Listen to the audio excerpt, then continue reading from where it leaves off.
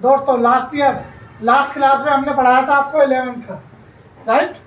कौन सा चैप्टर? केंद्रीय प्रवृत्ति।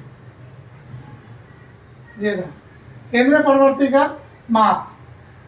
इसको हमने फॉर्मूले तक आपको डिटेल्स कर दी थी। अब इसके आगे बहुलक,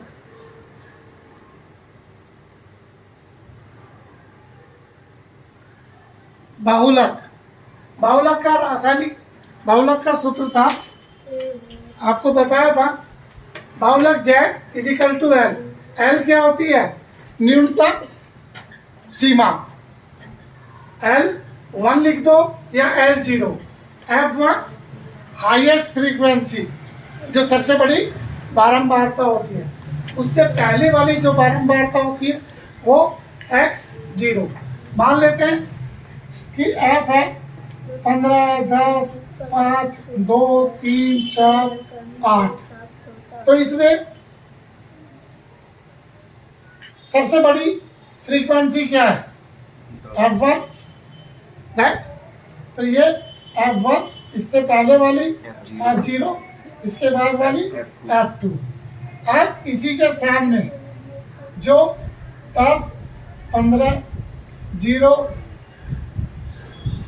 5, 10, 0 ये है, तो ये वाली L1 हो गई न्यूनतम। इस तरीके से I का मतलब इनका डिफरेंस, जो भी आवृत्ति होती है I होती है, जैसे 15 माइनस 10 इजिकल टू 5। कितने कितने का अंतराल है।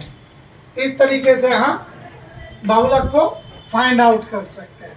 अब बहुलक के गुण क्या है और दोष क्या है? ये एक सरल है, सिंपल है।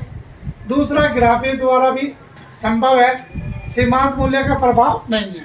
सीमांत का मतलब है कि यदि हम इनमें ये फ्रीक्वेंसी यही है, यहाँ 11 से 16 कर दें तो यहाँ कोई चेंजेस नहीं आएगा।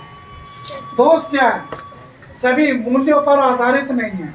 आप देखो, सिर्फ 3 मूल्य पर है, ये मूल्य वेस्टेज है।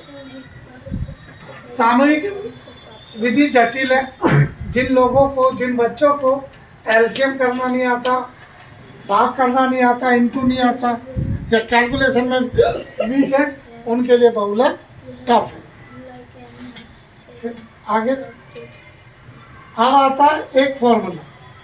ये फॉर्मूला भी आपको क्या है, इस फॉर्मूले पे 1 नंबर का क्वेश्चन आता है। बहुलक को आपको बताया था मैंने।